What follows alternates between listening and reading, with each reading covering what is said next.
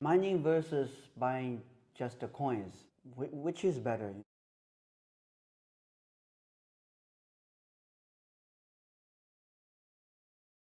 Mining versus buying just the coins, which is better?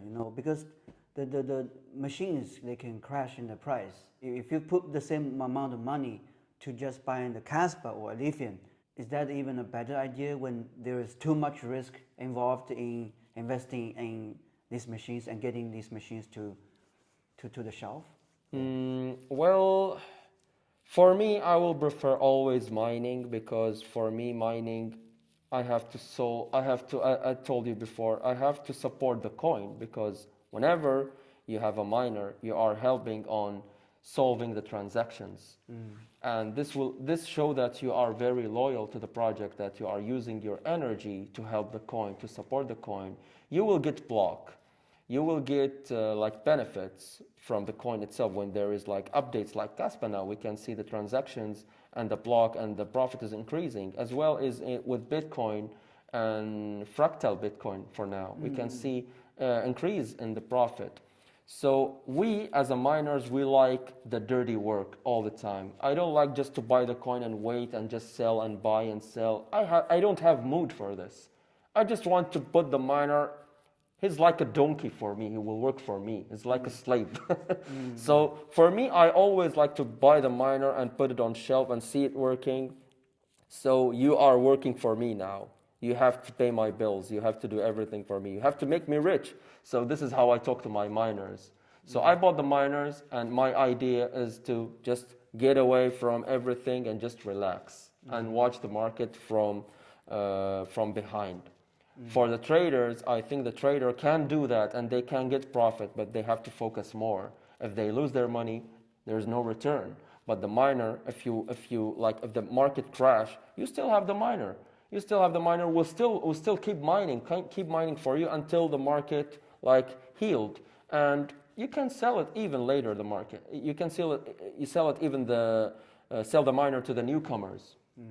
I know your point, but when you resell the new miners to the newcomers, it will be a like very, very low price, and the newcomers will prefer to buy new machines that's even more powerful. Well, for before they like to buy new machines, but now I can tell that most of them they want used miners because for us in our market in Middle East, most of them are asking for used miners like the Caspa because they can't find it in cheap price.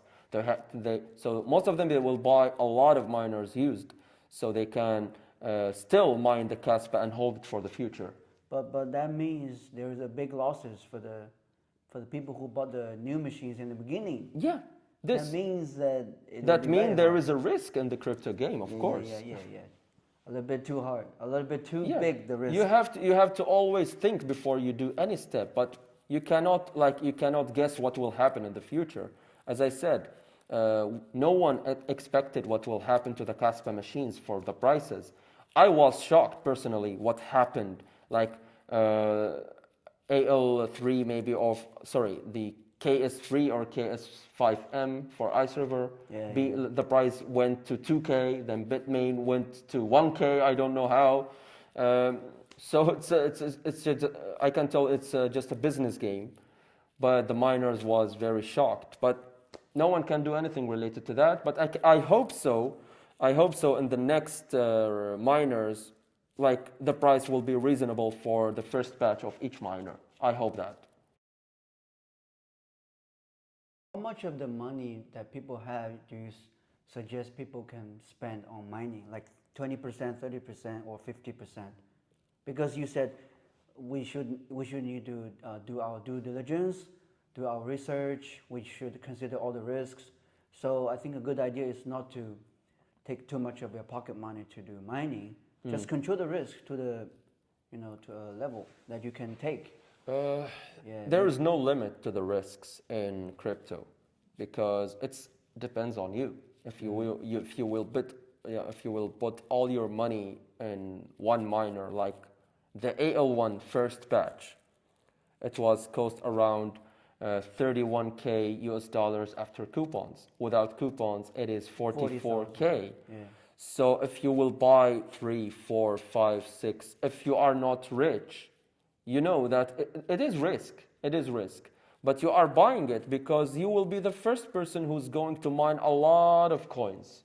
So this is the risk that you paid to be the first who like mine all these coins before everyone else. But the problem when will happen when there is another company will make the same miner with the same specs with lower price. That will make the competitor company will make the miner more or less price. So here more people will come into the market and difficulty will rise. So you cannot ROI. So I understand the point of Bitmain when they make a miner and make the price of it a little bit expensive. They have a specific people who will buy the miner. They can return the investment quickly before everyone else. And there is some companies who targeting the home miners who they want them to ROI first. So it will be clash between companies. So the price clash will be again and again and again. Yeah. So this is what we are seeing. There is no one can control the mining market and the prices of the hardwares. And we all know the machines are produced in China. There is no another like people who's making ASIC machines with that efficiency like Chinese companies.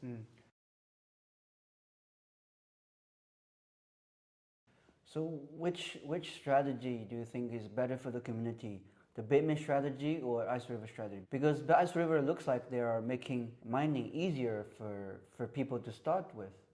But Bitmain, when you said with the AL1 or AL1 Pro, they marked the price very, very high.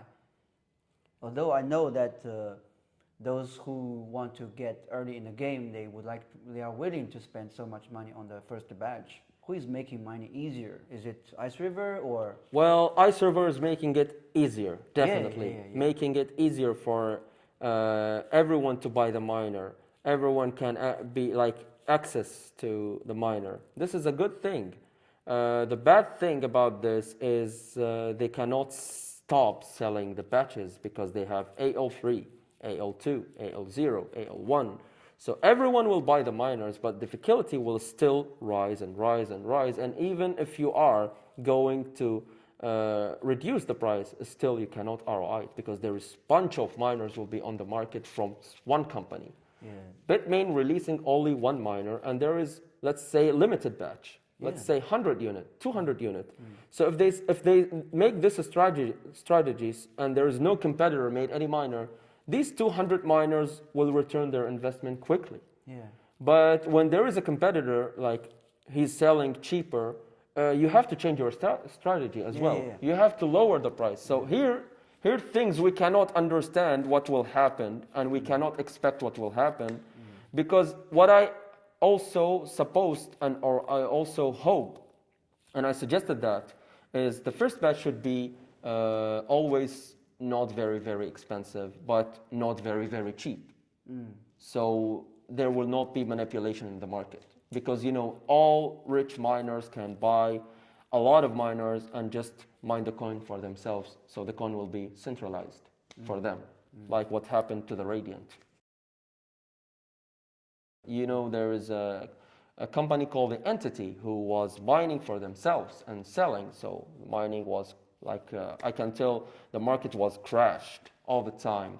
So I hope there will be miner coming from Bitmain. I'm not sure now. But we saw there is a Dragon Ball. We saw there is Ice River. We still didn't saw Gold Shell made a miner for Radiant. But I can tell if Bitmain joined the game, you will see a lot of companies will join the game as well and will make a cheaper miner. So I hope the scenario will not be the same because Radiant faced a lot of problems when the Entity was mining and selling to crash the market. Oh, Entity is a company? As I know, as the Entity is Dragon Ball. As I know. That's what I heard. That's what I saw on the social media. Oh, the Entity is the nickname. The Entity is just a nickname for a company or a group of people who was mining Radiant and just hold it for themselves. And it turns out the first who released an ASIC can mine Radiant and Lithium is Dragon Ball. So everyone was saying Dragon Ball was the Entity. Okay, so that was speculation only. It's not confirmed. I'm not sure, but could be. I think you mentioned that if we cannot get cheap electricity in our country, then we can find other places. What are your recommendations? The Middle Well, East, America, or Russia? well, look, for this, like if you find any place that will suit you, like 4 cents, 3 cents, 5 cents, if you get it cheaper, just go for it. Just go for it. If you have it for free, go for it. Yeah, but there is still a lot of risk too, because you never know if the hosting site are responsible enough. Or safe or no. Yeah, you have to do your research, of course. You have to do your research. You have to ask them. At least you have to do Zoom meeting with them. You have to meet them in real life.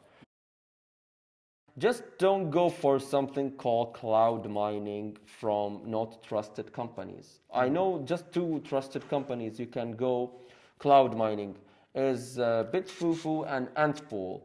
And if you want to host your miner with Bitmain, you can. They have a service for hosting mining. You can buy the miner and host it with them. But the other side, if you want to host your miners, I always suggest if you have any partner in Middle East, you can. But Russia also, there is a good pricing there. US, there is. You still have to connect with people to know, and you have to connect with many companies and events exactly. You can see which is best for you, so you can go for it. What will happen like if all the governments all around the world they try to ban the cryptos, or they are locking people up? Like if you own the cryptos, then they're gonna lock you up. I know right now. We imagine that, but I don't think that will happen because we can see like the real estate, like the gold, like the other investments, big investments. Crypto is now part of these investments. So some countries are depending on these investments, like Salvador. They are buying Bitcoin. USA, they have Bitcoin. Japan, they have Bitcoin. We know so many like countries, they have Bitcoin as well, Tesla. So there is a lot of people who's coming into the crypto now, big companies coming to. So I don't think this will happen. But if it's happened, I can just say hard luck to all of us. Hard luck? Hard luck to all of us. Okay. Yeah, we are dead. Okay. Yeah, because I always keep telling my dad, before we used to see the lands so cheap in our country. We didn't bought it. But now, if people didn't see the Bitcoin in 2010, they can't buy it, they now will regret it. So the point is, if you have a chance to invest, even if it's risk, invest a little bit. If you see it's a good, invest a little bit also.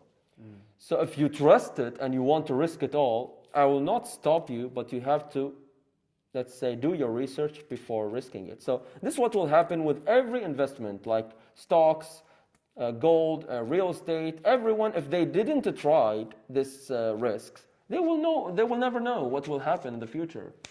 So I see all the big companies now, like BlackRock, like Grayscale, they have Bitcoins. They have a lot of coins. More coins are getting known now and will be listed in major exchanges. So big companies will invest in these coins. So I can tell after 5 or 7 years, the crypto market won't be the same. Like you cannot buy even single coin maybe from these big coins that in the market right now, like Caspa, Ethereum Classic. These coins after 5 years or 7 years will be very expensive. If over 50% of the hash rate are controlled by centralized organizations for Bitcoin, they can tweak the design, or is it? Would that happen? Like if there is let's suppose say the Bitmain, they just never resell any machines. They do the mining. They control over 50% of the hash rate. Does that mean that the Bitcoin would be manipulated? Well, the Bitcoin, some of them say it is centralized because you see the pools, you see Bitcoin is supposed to be solo mining, solo mined by everyone, but you see the pools. The pools, you have to join the pool so you can mine and get rewards. So this what will make people think that this will make the Bitcoin centralized because we are mining for the pool and the pool taking the reward and give us a little bit. So even the farms, most of the farms, they mine on their own nodes. So they are risking it because if you can't find a block, you still have to pay the electricity if you didn't find any block. But they are risking it by building a lot of farms and mine solo to get all these coins for themselves. But still, if you want to compete with them, you have to join a pool. If you have a bigger farms, you can try the solo, but still be risk. So I don't think Bitmain is controlling all the hash rate because Bitcoin market is very big. But I can tell Bitmain has the most biggest market share in this because the ant miner and every miner who is into this mining industry, he must at least try ant miner or see an ant miner. So always I can tell Bitmain is supporting the Bitcoin, is not killing it. And it is about just the people who is greed will buy more and more and more. And about who the other home miners, if they cannot compete, they will just go to buy a small miner to keep the Bitcoin decentralized, like the small Avalon nano miner. Most of the people, they don't know what's the reason of this miner. They think it's just for luck. But in fact, this miner to make Bitcoin decentralized. It's not controlled by farms. Maybe this miner will hit a block for you in future. You don't know. So this helped Bitcoin to be decentralized. Oh, you mean the new miner from Avalon? The small one, the Nano and Spill, the Bitcoin merge, small miner. These small or lucky miners, Okay. they help to make the Bitcoin decentralized. Is that like lottery mining? Yeah. Okay. The purpose of these miners is just not for lottery, to make the Bitcoin decentralized. I see. Yeah. What about the profitability sites for mining? I know the asicminervalue.com is it the largest? It is the largest for now, true. But for me, I collaborated with Mining Now because I see Mining Now is better. But I can tell both of these websites are the best in this market. There is also What to Mine is the best, best than both of them. What to Mine is best both of them. But I work with Mining Now because I see there's a lot of big opportunities they are offering to the mining industry.